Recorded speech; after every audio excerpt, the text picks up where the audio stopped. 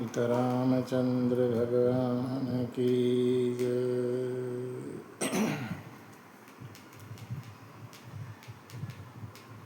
हरि ओम।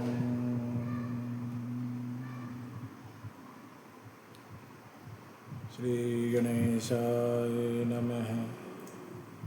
श्री सरस्वते नमः। श्री परमात्मने नमः। श्री जानकी वल्लभो जयते। श्री राम कथा रस रसिक प्रभु श्री शंभुनाथ हनुमान। प्रेम सहित आसन धरहूँ सुनहु कथा पुरवान।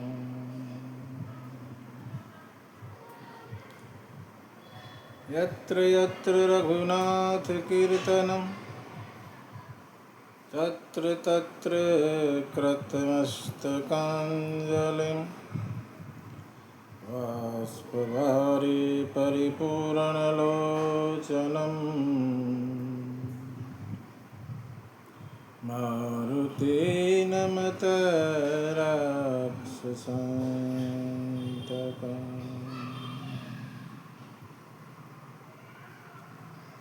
वक्रतुंड महाकाय सूर्यकोटि संप्रभ निर्विघ्नं कुरु मे देव सर्वकार्येषु सर्वदा। नीलाम्बुजश्यामलकोमलाङ्गं सीतासमारोपितवान्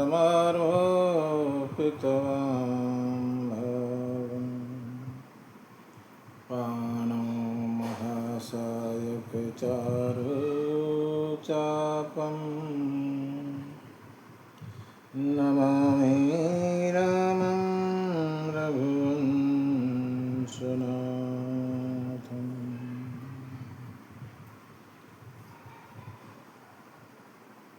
चरित रघुनाथस्य शतकोटि परमेष्ठरम् एकैकम् अक्षरं पुंसां महापातकनाशनम्।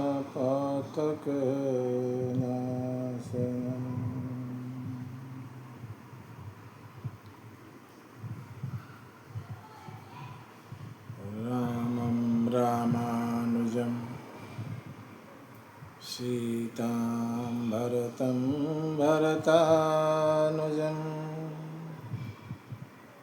सुग्रीवं वायुसूनश्च प्रणमामि पुनः पुनः। ध्यात्वा नीलोत्पलश्यामं रामं राजीवलोचनं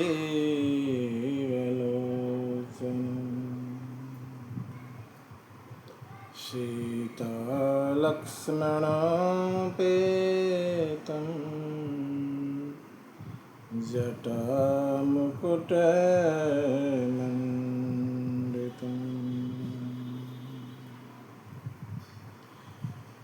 अञ्जनानन्दनं वीरं जानकी शोकनाशनं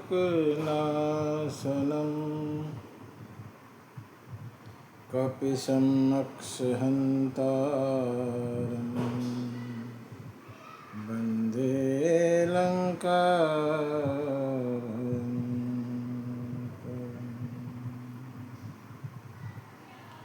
शशांक आशुतोष शशांकशेखर चंद्रमौली चिदंबरा कोटि कोटि प्रणाम शंभो कोटि नमन दिगंबरा।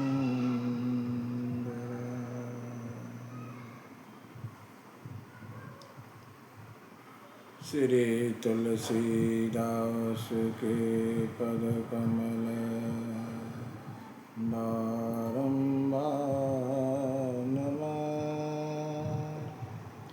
कथा कहाँ रघुनाथ की श्री हनुमत होत सहाय।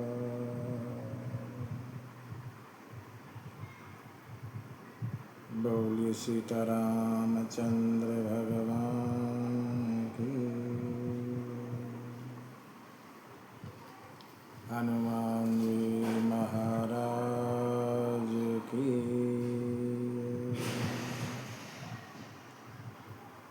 उमापति महादेव की जय। गोस्वामी तुलसीदास महाराज की। श्रीमद् रामचरितमानस भगवान की जय। सत्य सनातन धर्म की।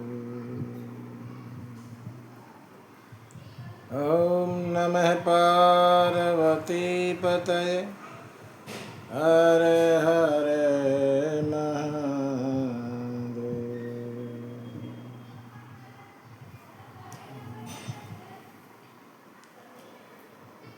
परमपिता परमात्मा अखिल ब्रह्मांड नायक भक्त वांछा कल्पत्रु अकारण करुणा वरुणालय भगवान सीताराम चंद्र जी के चरणों में प्रणाम। हनुमान जी महाराज और भूत भावन भगवान भोलेनाथ को साष्टांग। गोस्वामी तुलसीदास जी के चरणों में प्रणाम। पधारे सभी भक्तजन हरि अनुरागी कथा प्रेमी भक्तों को, माता बहनें बच्चे। सिया राम में सब जग जाने करहूँ प्रणाम।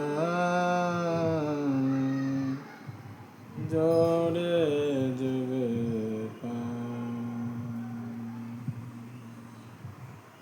करहूँ प्रणाम। जोड़ जुग पान।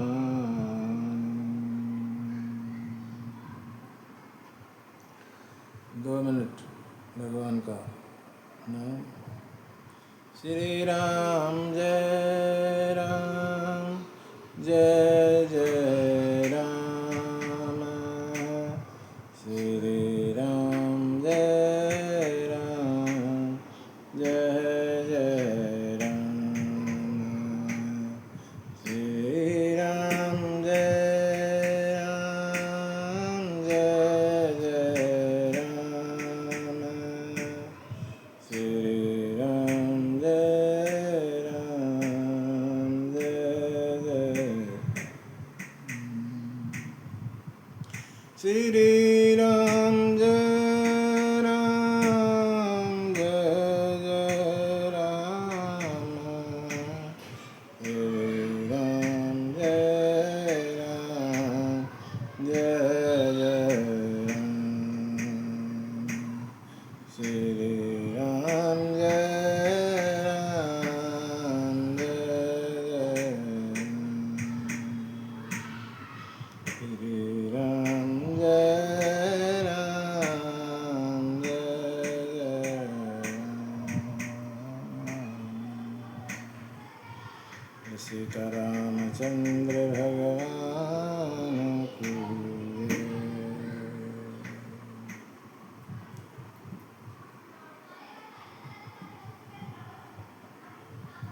आज एक बार फिर हम भगवान की परम पावनी कथा को गाने के लिए और सुनने के लिए एकत्रित हुए। हम बड़े सौभाग्यशाली, बड़े ही बड़भागी,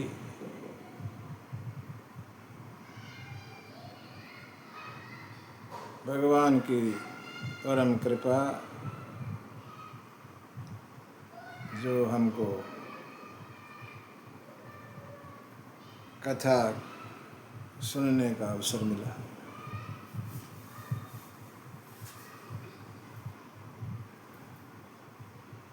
कथा, कथा माने कै था, कै माने क्या और था माने था।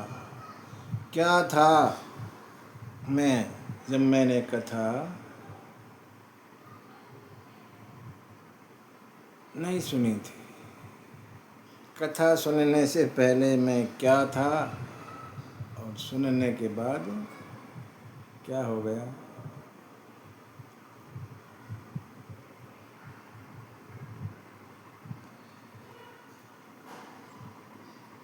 भगवान की कथा, ऐसा कहते हैं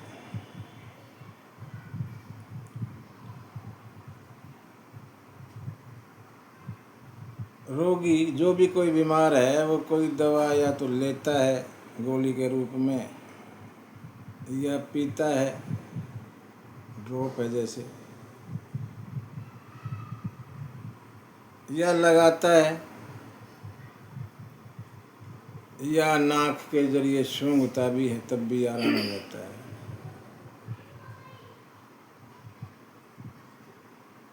ये सब करने से रोग दूर हो जाता है या उसमें कमी आ जाती है रोग में। ऐसी कोई दवा नहीं बनी शरीर के लिए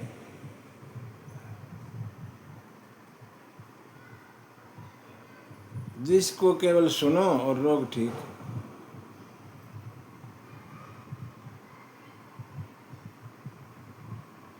केवल और केवल भगवान की कथा ऐसी दवा है जो सुनने मात्र से हमारे जो मन के रोग है ना, मानस रोग जिनको हम कहते हैं, वो सब नष्ट हो जाते हैं, सब दूर हो जाते हैं। मन साफ हो जाता है, पवित्र निर्मल मन हो जाता है केवल सुनने मात्र से। ऐसी दुनिया में, इस जगत में कोई और दवा है ही नहीं जो केवल सुनने से ही असर कर दे, लेने की जरूरत नहीं पड़ती।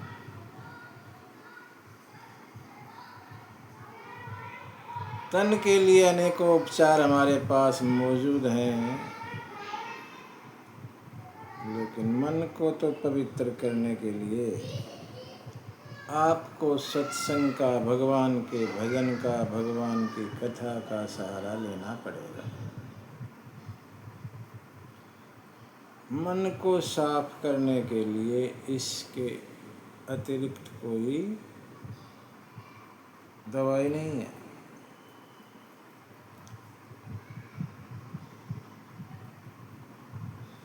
जब हमको ये पता है कि मन इसी से ही साफ होगा, कोई और दवा बाजार में है नहीं, तो हम कैसे हैं कि फिर भी ये दवाई नहीं लेते। जानबूझकर मन को मैला ढोए रहते हैं।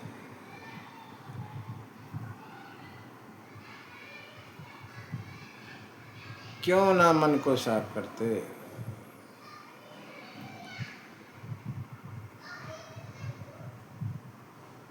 तन की तो बड़ी चिंता लगी रहती है, मन की कोई चिंता ही नहीं, जिसमें भरे पड़े हैं रोग। तन की छोटी सी बीमारी के लिए, जुखाम के लिए, जुखाम हो गया भागे जाएंगे डॉक्टर के पास। डॉक्टर साहब परेशान कर दिया जुखाम ने, कोई अच्छी सी दवाई दो, और ये एक ही दवा में ठीक हो जाए, भागे जाते हैं। मन की बीमारी को ठीक करने के लिए कभी डॉक्टर के पास नहीं जाते। मन की बीमारी का डॉक्टर भजन, भगवान का नाम, भगवान की कथा। कभी नहीं जाते वहाँ, गलती से चले भी गए तो दवा नहीं लेते,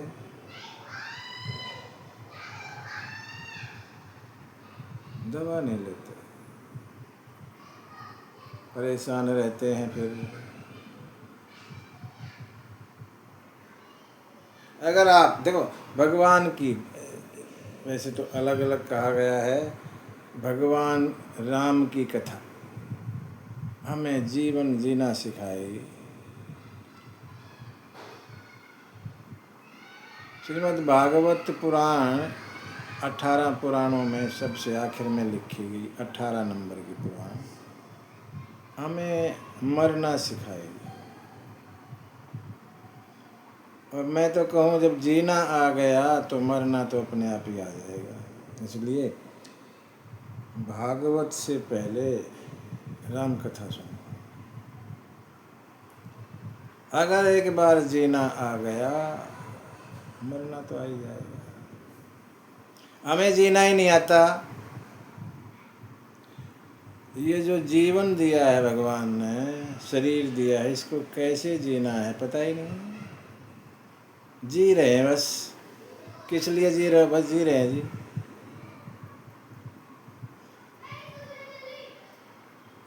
किस लिए आए हैं यही नहीं मालूम। आए और चले गए। जिस मकसद के लिए भगवान ने भेजा था उसकी तरफ तो ध्यान ही नहीं दिया।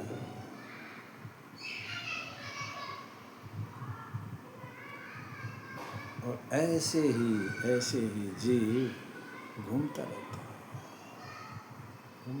है। 84 लाख योनियाँ हमारे यहाँ बतलाई गई हैं, उनमें चक्कर काटता फिरता रहता है, कभी ध्यान नहीं देता। मानव शरीर कबहू करी कृपा, कभी कृपा करते हैं भगवान और ये मानव शरीर हमें देते हैं।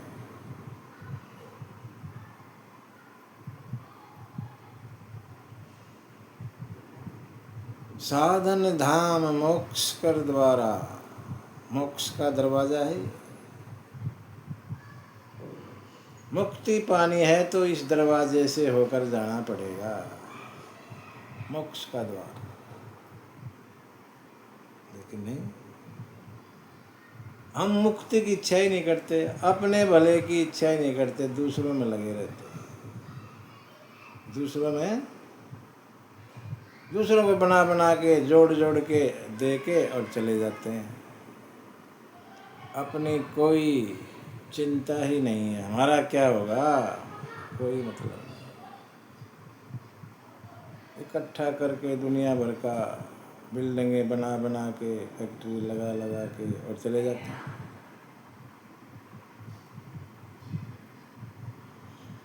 ये मनुष्य कभी अपने बारे में नहीं सोचता। अपने बारे में नहीं सोचता का अर्थ क्या है? भगवान का भजन नहीं करता।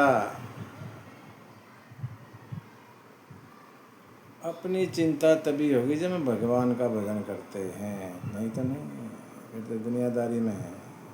भगवान के भजन के अलावा सब दुनियादारी है। इसमें उलझे रहते हैं, पूरी जिंदगी ऐसे ही पास हो जाती है। सत्संग करो, भगवान की कथाएं सुनो। प्रथम दिवस है, प्रथम दिवस में जो है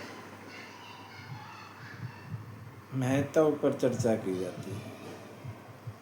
हम जिस ग्रंथ का आश्रय लेंगे उसका नाम है रामचरितमानस, गोस्वामी तुलसी द्वारा लिखा गया।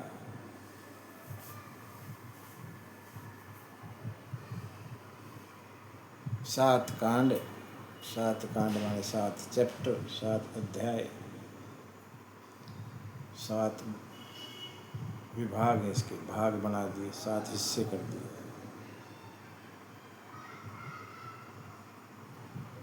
7 कांड हैं और 4 वक्ता और श्रोता है।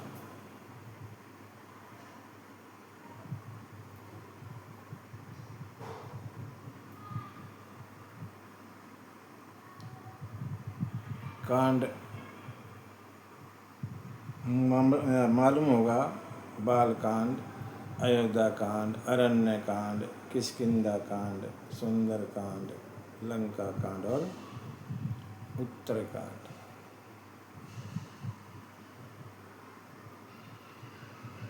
चार वक्ता हैं और 4 ही श्रोता हैं, कोई भीड़ नहीं।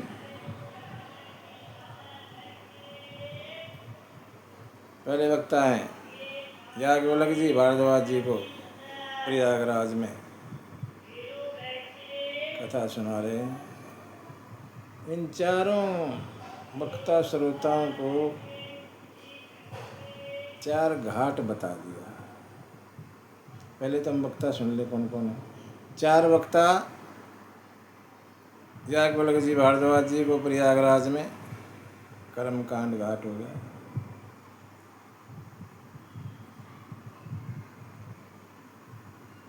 महादेव भोले बाबा कैलाश पर माता पार्वती को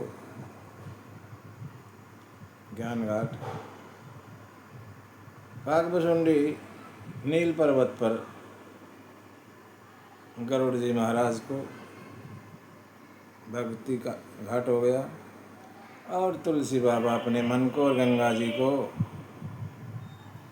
काशी में 80 घाट पर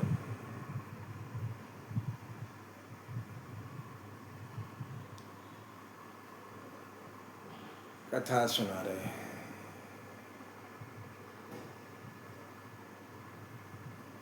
बाबा रामचरितमानस को सरोवर कहते हैं। सरोवर में 7 कांड, 7 सीढ़ी के रूप में और 4 जगह कथा है, वो 4 घाट चारों दिशाओं में। किसी भी घाट से आप जाएं और 7 सीढ़ियाँ उतरें और सरोवर में गोते लगा सकते हैं। कोई ज़रूरी नहीं चारों घाटों से जाएं। जिस भी घाट से जाओगे, सीढ़ियाँ पार करते जाओगे तो सरोवर में पहुंच जाओगे। गोते लगाओ, मन साफ हो जाएगा। बाबा थोड़ा सा अंतर बताते हैं, आपस में तुलना करते हैं। एक सरोवर तो हमारे यहाँ कहीं होगा, भौतिक सरोवर, जो जैसे किसी तीर्थ पर है, मान लो जाएंगे। और ये सरोवर है बाबा का रामचरितमानस रूपी सरोवर। इसमें थोड़ा आपस में तुलना करते हैं बाबा। कहते हैं इस जो संसारिक रूपी सरोवर है उसमें जल होता है, लेकिन बाबा वाले सरोवर में जल नहीं होता, वाणी होती है भगवान की बात। इसमें तो वाणी होती है। उस सरोवर में जाना पड़ता है, आपको जाना पड़ेगा। ये सरोवर तो जहाँ पे वहीं आ जाता है, कहीं जाने की ज़रूरत नहीं पड़ती। उस सरोवर में जाने के लिए आपका शरीर स्वस्थ होना चाहिए, बीमार सिमार ना हो। शरीर स्वस्थ हो, आपके पास समय होना चाहिए, कुछ धन भी होना चाहिए। खाली जेब वहाँ कौन, कैसे जाओगे, कैसे रहोगे, कैसे खाओ पियोगे? धन की आवश्यकता है। यहाँ तो केवल मन की जरूरत है, तन का कोई लेना देना नहीं है। मन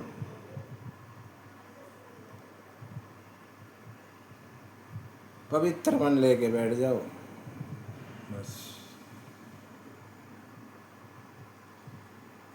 वहाँ खतरा है उस सरोवर में, थोड़ा सा पैर फिसला, गहरे में चले गए, तैरना आता नहीं और छुट्टी हो जाएगी, मर जाएंगे। लेकिन यहाँ तो खास बात यह है कि जितना आप गहरे में जाओगे उतना तरेंगे, मरेंगे। जितना गहरा गोता मारोगे इसके अंदर उतना ही जीवन इस भवसागर से तर जाएगा।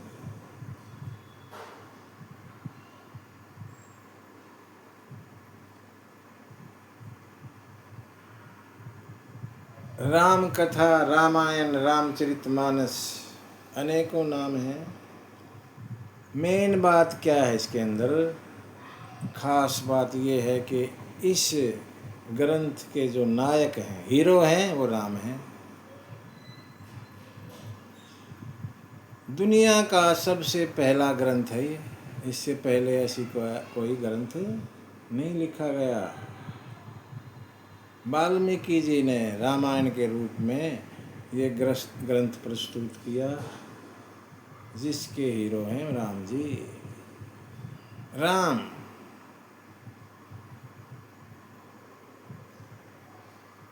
इस विश्व संस्कृति में सबसे ज़्यादा अगर किसी ने प्रभावित किया है वो है राम। भारत का, भारतीय समाज तो राम के बिना अपनी कल्पना भी नहीं करता।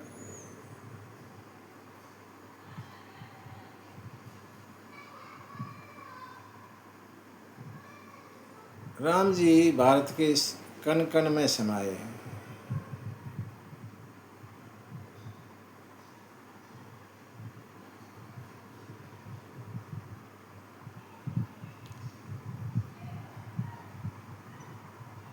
मानवता के जितने भी गुण हैं वो सब राम के अंदर हैं।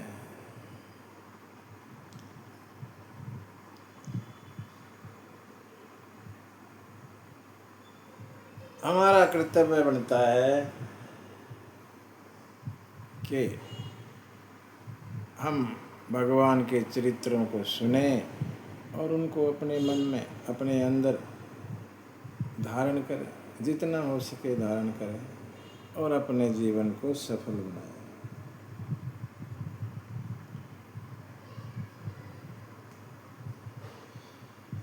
कथा शुरू करें उससे पहले थोड़ा सुने। कथा को ऐसे मनोरंजन ना बनाएं, टाइम पास नहीं है। कथा टाइम पास करने की चीज़ नहीं है कि चलो भाई थोड़ी देर के लिए समय पास हो जाएगा, बैठते हैं जाके ना। जितनी भी देर बैठें, आधा घंटा, घंटा, 2 घंटा, 3 घंटे, मन लगा कर कथा सुने। कथा सुनने के 2 शर्त लगा दी बाबा ने। सादर सुनहु सुजन मन लाई। कथा को आदर के साथ, कथा वक्ता जो भी कथा सुना रहे हैं उसके प्रति आदर भाव रखें। आदर भाव क्या कि वहाँ जाकर शोर शराबा आपस में ही बात ना करें। सामने जो बैठे हैं गला फाड़ के बोले जा रहे हैं उनकी तरफ आदर करो ना। एक दूसरे से बातें करेंगे, वहाँ फ़ोन पे बात करेंगे, तेज़ आवाज़ में बोलेंगे, ये आदर नहीं है।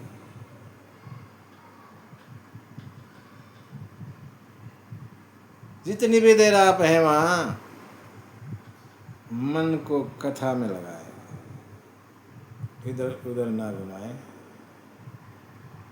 कथा सादर आदर के साथ और मन से सुने। यहाँ मन का रोल है मेन, शरीर का रोल इतना नहीं है, तन का इतना रोल नहीं है जितना मन का है। कथा मन से सुनी जाती है, मन लगा कर सुनो। सुमन, सुंदर मन। सुमन माने सुंदर मन, और सुमन माने पुष्प, फूल भी होता है। आप बेशक कोई फूल ना चढ़ाएं, कोई माला ना चढ़ाएं, लेकिन सुंदर मन को चढ़ाएं। कथा में सुंदर मन को जरूर लगाएं। फूल वगैरह चढ़ाएं ना चढ़ाएं आपकी मर्जी।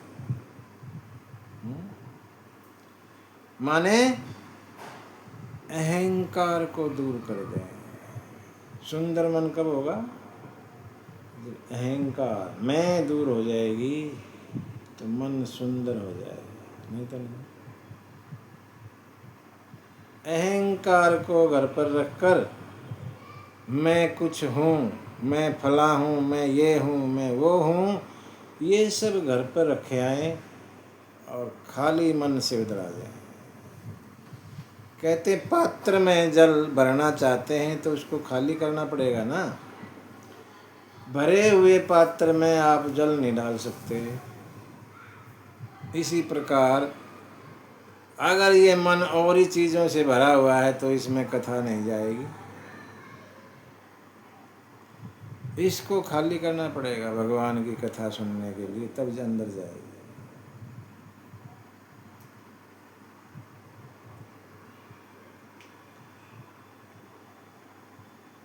मन से।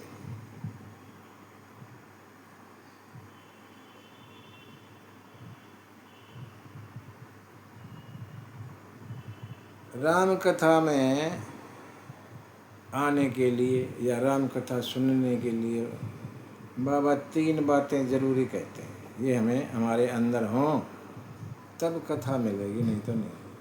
तब कथा हम सुन पाएंगे। क्या कहते हैं? एक दो वाक्य। जे श्रद्धा संबल रहित नहीं संतन कर साथ, तिन कहूँ मानस अमग अति, जिनहिं प्रिय रघुनाथ। श्रद्धा का संभल, संभल चाहिए ना। संभल माने जो जैसे आधार के रूप में होता है, जिसके ऊपर हम कुछ रख दें, संभल। श्रद्धा जरूरी है, श्रद्धा का संभल चाहिए। श्रद्धावान लभते ज्ञानम, ऐसा कहा गया है। श्रद्धावान को ही ज्ञान मिलता है।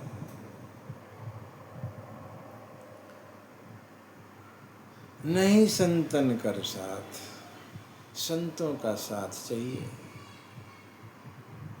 संतों का साथ माने सत्संग चाहिए। बिना सत्संग के भगवान की कथा नहीं मिलती। सत्संग जरूरी है उसके लिए। किसी दुष्ट का संग करोगे वहाँ कथा थोड़ी मिलेगी।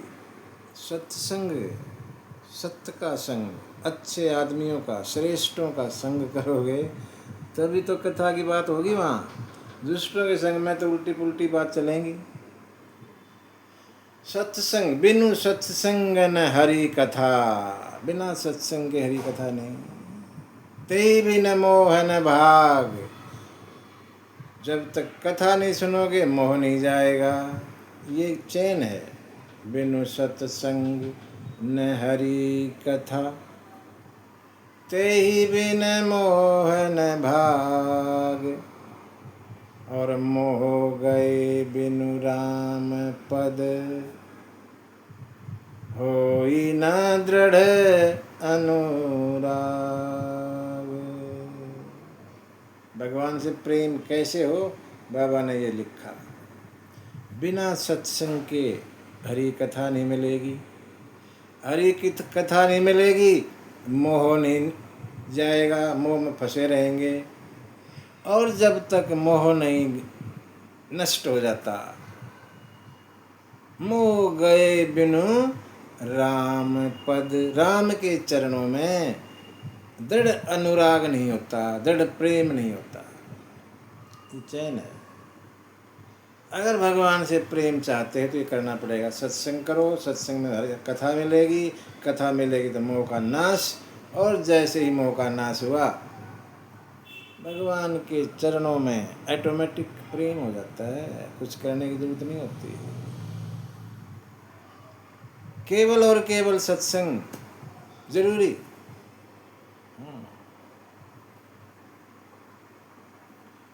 क्यों जरूरी? गोस्वामी लिखते हैं बिनु सत्संग, बिना सत्संग के विवेक न होई। विवेक नहीं होता। विवेक क्या होता है? विवेक का क्या अर्थ है? विवेक का मतलब है अच्छा क्या है और बुरा क्या है, ये विवेक से मालूम होगा। हमारे अंदर अगर विवेक है तो हमें पता लग जाएगा हमारे लिए अच्छा क्या है, हमारे लिए बुरा क्या है, नहीं तो नहीं। और वो विवेक आएगा सत्संग से, और कोई तरीका नहीं। विवेक को लाने का तरीका केवल और केवल सत्संग। बिना सत्संग विवेक नहीं होता, गोस्वामी कहते हैं।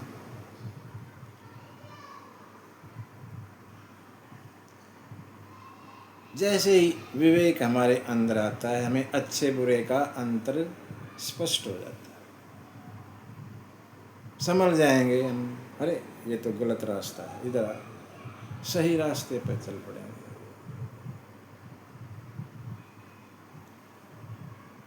वैसे राम कथा के अंदर आना इतना आसान भी नहीं है जितना आसान हमने बता दिया। हाँ,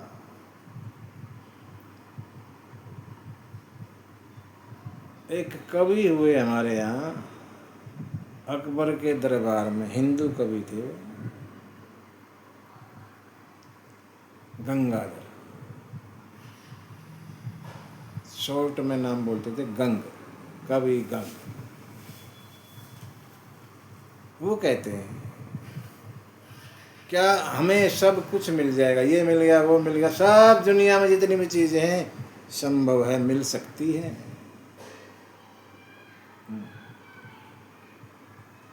तात मिले पुनि मात मिले, सुत भ्रात मिले युवती सुखदाई।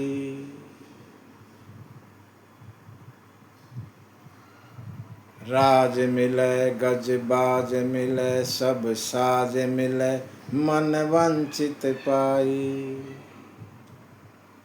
लोक मिले परलोक मिले, विधि लोक मिले बैकुंठ ही जाई।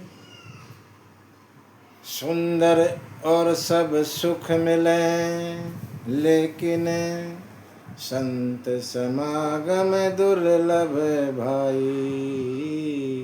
संत समागम दुर्लभ भाई।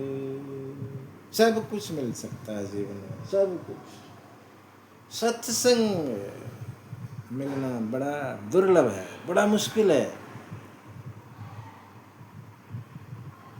सुग्रीव तो यहाँ तक कह देते हैं राम जी से, यह गुण साधन ते नहीं होई। हम कितने ही साधन लगा लें सत्संग पाने के लिए, कोई गारंटी नहीं मिलेगा। साधनों से नहीं मिलता। हमारे पास दुनिया भर के साधन हैं, धन बल भी है और सब कुछ है, लेकिन नहीं मिलेगा। तो तुम्हारी कृपा पावे कोई कोई। सुग्रीव कहते हैं आपकी कृपा से किसी किसी को मिलता है। गोस्वामी भी कहते हैं, गोस्वामी ने सरोवर कहा ना इसको, सरोवर, उसी आधार पर कह रहे हैं गोस्वामी कि इस सरोवर में, राम कथा रूपी सरोवर में, रामचरितमानस रूपी सरोवर में आना, आवत एहि सर अति कठिनाई।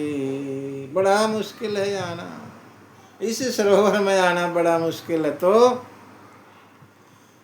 राम कृपा बिनु आई न जाई। बिना भगवान की कृपा के नहीं आ सकते।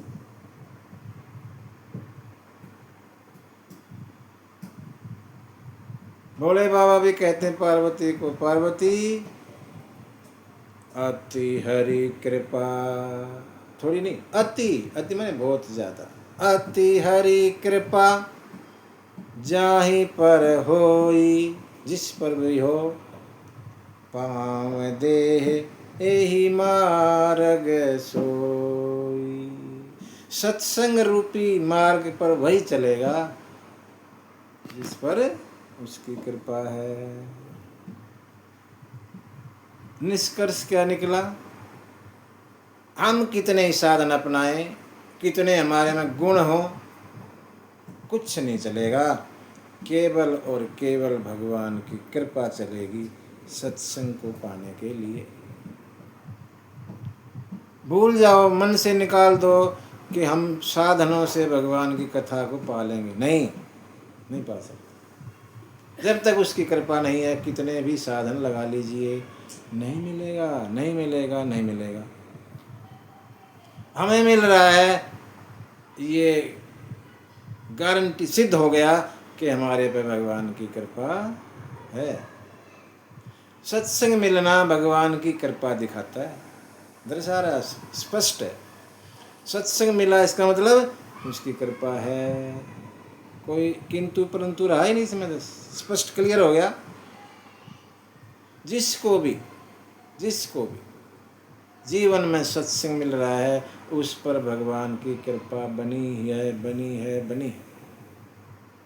कोई शक की गुंजाइश नहीं। अच्छा, भगवान तो ये भी कहते हैं, भगवान की थोड़ी परिभाषा दूसरी है। भगवान राजा बन गए 14 साल के वनवास के बाद, और एक बार सभा में बैठे हैं, सभा ले रहे हैं, सब बातें कर रहे हैं कुछ, तो एक बार कहते हैं, पुण्य पुंज बिनु, सत्संग पे बात चल रही है, तो भगवान बोलते बोलते कह रहे हैं, पुण्य पुंज बिनु मिलहि न संत संस्कृति। भगवान ये कहना चाहते हैं, पुण्य पुंज बिनु मिलहि न संता। संता माने सत्संग, संत माने सत्संग।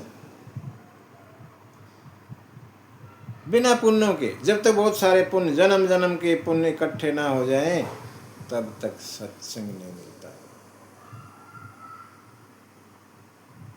लेकिन विभीषण यहाँ कुछ और कहते हैं।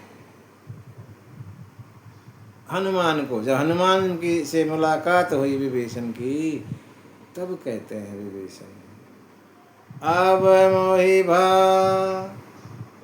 भरोस हनुमंता, बिनु हरि कृपा मिलहि नहीं संता।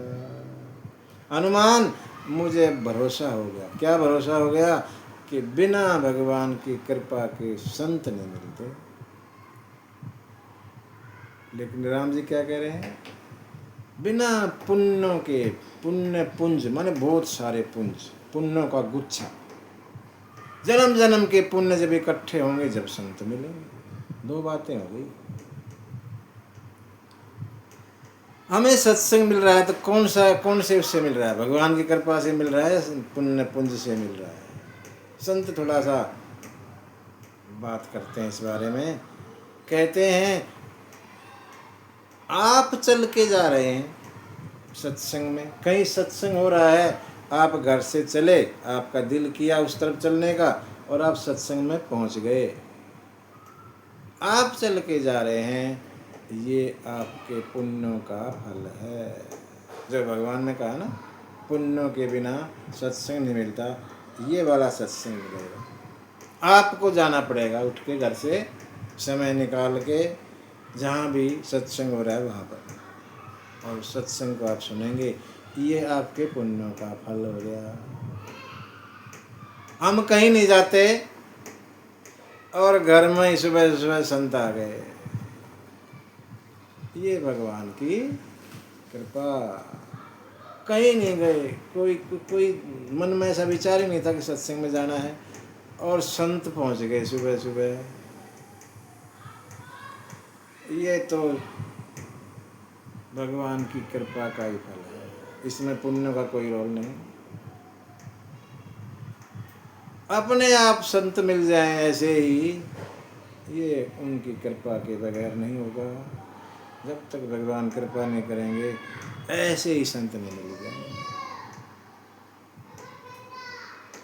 जीवन में सब कुछ मुमकिन, नामुमकिन केवल एक बड़ा दुर्लभ है, और वो है सत्संग। सत्संग जितना भी मिल जाए थोड़ा।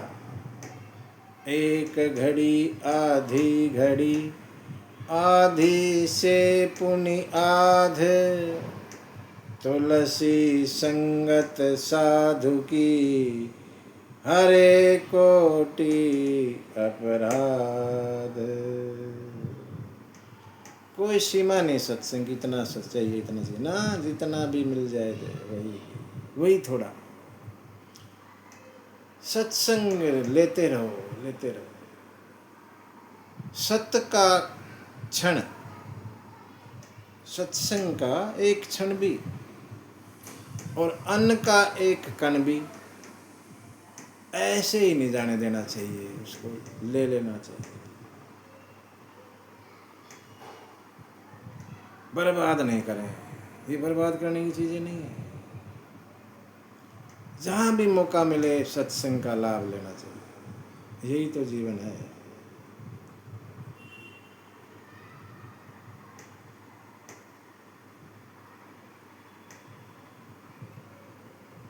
तुलसी बाबा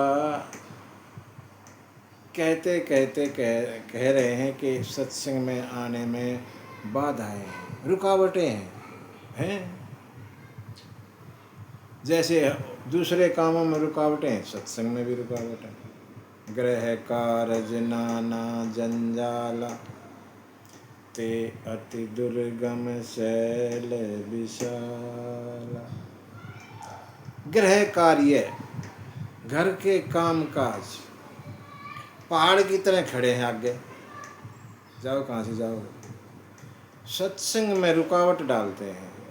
जो हमारे घर के काम काज है ना, वो सत्संग में पहाड़ की तरह खड़े हैं आगे, रुकावट के लिए जाने नहीं देते। कोई आपको कहेगा कि चलो सत्संग में, तो आप सीधा कहोगे आज तो ना ये काम है, कल देखते हैं। काम, जहाँ पर काम वहाँ राम नहीं होते। और एक बार राम आ गए तो फिर काम की छुट्टी, काम भी नहीं होता, काम अपने आप हो जाते हैं, चलते रहेंगे। भगवान सब करवाते हैं, करने वाले तो वही हैं, हमारा तो नाम है। जीवन में जब राम आ गया तो काम भी चलते रहते हैं, ऐसे ही सब काम निपटते रहते हैं। लेकिन अगर काम ही काम है तो फिर राम तो नहीं आएंगे वहाँ। इसीलिए काम करते रहो दुनिया के इस शरीर से, तन से। ये कहते हैं ये तन दुनिया को दे दो, तन है, ये तन दिया है भगवान, इसको दुनिया के हवाले कर दो, लो लो, इससे लो जितना काम लेना चाहते हो ले लो, तुमको दिया। लेकिन मन, मन उसको दो, मन भगवान को दे दो। हम उल्टा कर लेते हैं, तन से भगवान की सेवा करना चाहते हैं और मन दुनिया में लगा देते हैं, और फिर दुनिया वाले तो दिल तोड़ देते हैं, फिर रोते बिलते। इस दिल को, इस मन को उसमें लगाओ ना जो कभी तोड़े ही ना। दुनिया वाला में लगाओ तो टूटेगा, एक ना एक दिन टूटना है। वो कभी साथ, हमेशा के लिए साथ थोड़ी रहेगा, तो जाएगा और दिल टूटेगा। वैसे भी दुनिया में तो टूटते रहते हैं। उसके अंदर लगाओ, उसमें मन लगाओगे, उसमें दिल लगाओगे, कभी टूटना ही नहीं, गारंटी, कभी नहीं टूटेगा। तन को दुनिया के हवाले और मन भगवान के हवाले, जिंदगी ऐसे चलाओ, आनंद आएगा जीने में, नहीं तो रोते फिरोगे। मेरा दिल तोड़ दिया उसने, तोड़ दिया क्यों लग दिया था, दिया ही क्यों था ऐसे को जो तोड़ दे। ऐसे को दो ना जो संभाल के रखे, बल्कि उसको और ज़्यादा खुश रखे। ऐसे को दो।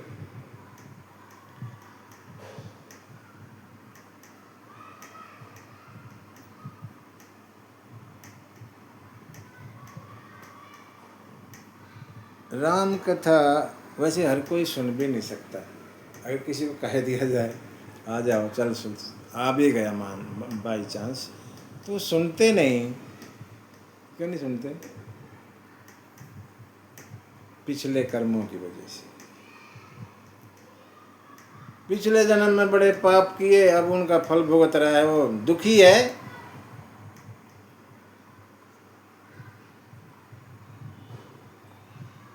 रोटी कमाने के लाले पड़ रहे हैं, रोटी नहीं मिलती तो भगवान का नाम कहाँ याद आएगा। वो रोटी के उसमें चक्कर में पड़ा रहता 24 घंटे, नहीं सुनता। जो ज़्यादा दुखी है वो नहीं सुनेगा, जो ज़्यादा सुखी हो भी नहीं सुनता।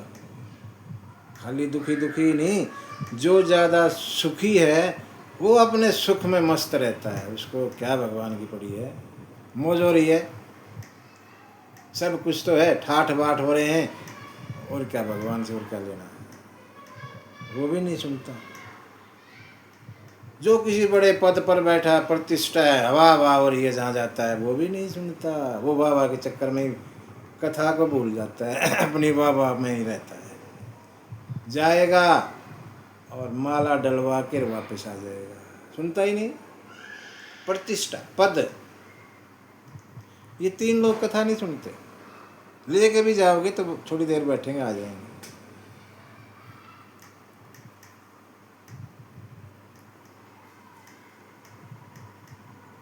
बाबा ने जैसे कहा कि 7 कांड हैं,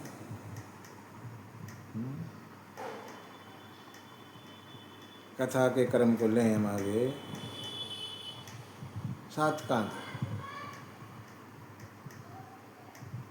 हर कांड से पहले श्लोक लिखे हैं संस्कृत में, बाकी ग्रंथ जो है ठेठ ग्रामीण गिरा में है, सीधी भाषा, बोलचाल की, गांव की, देहात की भाषा में बाबा ने ग्रंथ लिखा। आपको बता दें कि वाल्मीकि ही तुलसी हुए। जो त्रेता युग में वाल्मीकि महर्षि थे, वही कलयुग में तुलसी महाराज हुए। जो कुछ वहाँ बच गया था उसको पूरा करने के लिए बाबा ने तुलसी रूप में अवतार लिया।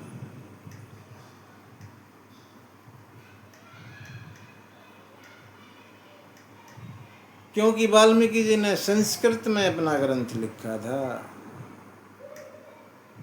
संस्कृत को आज के समय समझना बड़ा मुश्किल है, बड़ा कठिन है। अब तुलसी महाराज ने भोले बाबा की प्रेरणा से अपने इस रामचरितमानस ग्रंथ को ठेठ भाषा, गांव की भाषा में लिखा, ताकि गांव का हर अनपढ़ किसान मजदूर भी इसको समझ पाए।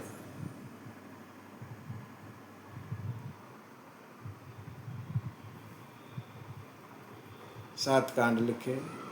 शुरू में बालकांड। बालकांड की शुरुआत करते हैं बाबा श्लोक से। 7 श्लोकों की श्रृंखला है। 7 श्लोक के बारे में भी संत लोग कहते हैं कि 7 ही क्यों लिखे, 5 लिख देते, 8 लिख देते, 6 लिख, जो भी लिखते, 7 ही क्यों लिखे? क्योंकि 7 कांड हैं इसलिए 7 श्लोक, ऐसा भी कहते हैं। कुछ ऐसा भी कह देते हैं क्योंकि सप्ताह में 7 दिन होते हैं इसलिए 7 श्लोक। किसी भी दिन शुरुआत कर लो, कोई मंगल का दिन हो, शनिवार का दिन हो, या कुछ और दिन हो ना, किसी भी दिन कथा शुरू हो सकती है भगवान की। इसलिए 7 कांड हो गए।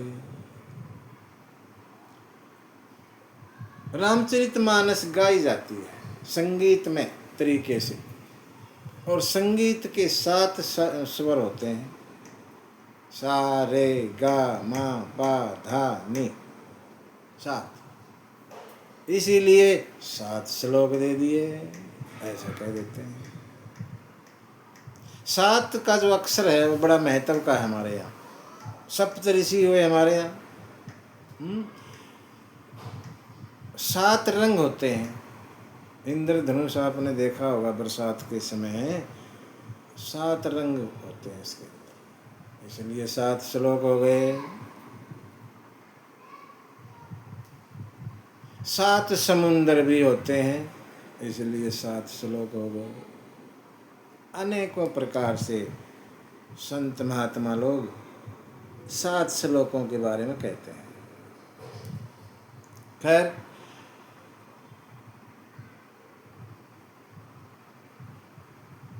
मंगलाचरण है ये। बाबा तुलसी ने बड़ा लंबा चौड़ा मंगलाचरण किया है। मंगल आचरण, मंगलाचरण माने मंगल जमा में आचरण, मंगलाचरण। हमारा आचरण मंगल हो, ठीक हो, तभी कथा कहें।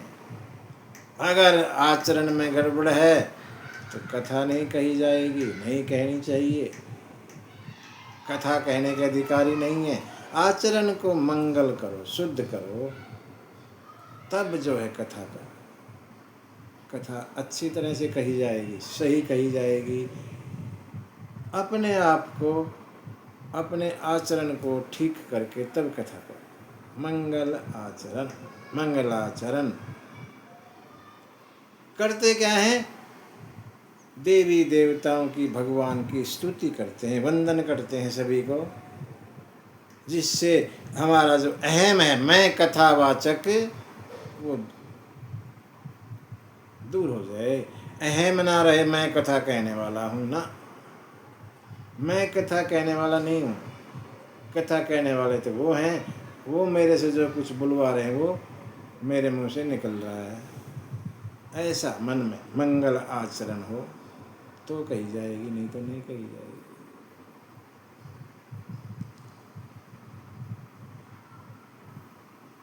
पहले इस श्लोक को हम ले लेते हैं।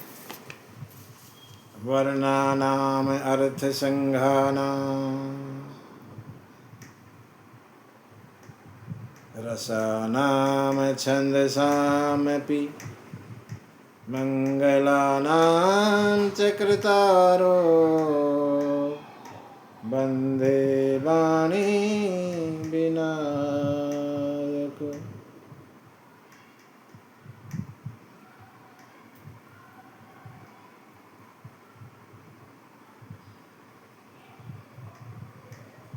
बाबा ने अपनी कथा को वै अक्षर से शुरू किया। वर्णानाम वै, वह अक्षर से शुरू किया, और समाप्त अंत भी वैसे ही करते हैं। दहंती नो मानवा, वासी कथा का अंत होता है और शुरुआत भी वैसे। वर्णाना माने, वर्ण माने जाति, वर्ग, जो भी आप कहें। मानव, मानवा माने मानव। मेरी कथा, तुलसी बाबा कहते हैं, किसी एक वर्ग के लिए, किसी एक वर्ण के लिए, किसी एक संप्रदाय के लिए नहीं है, सबके लिए। मानव, पूरी मानव जाति के लिए मेरी कथा है, किसी एक खास के लिए नहीं, सब के लिए है। कोई भी सुने मंगल होगा। ऐसा कुछ नहीं जो कथा सुनेगा उसका अमंगल हो जाएगा ना। जो भी कथा सुनेगा उसका मंगल ही मंगल होना है। मंगल करनी कलिमल हरणी, तुलसी कथा रघुनाथ की।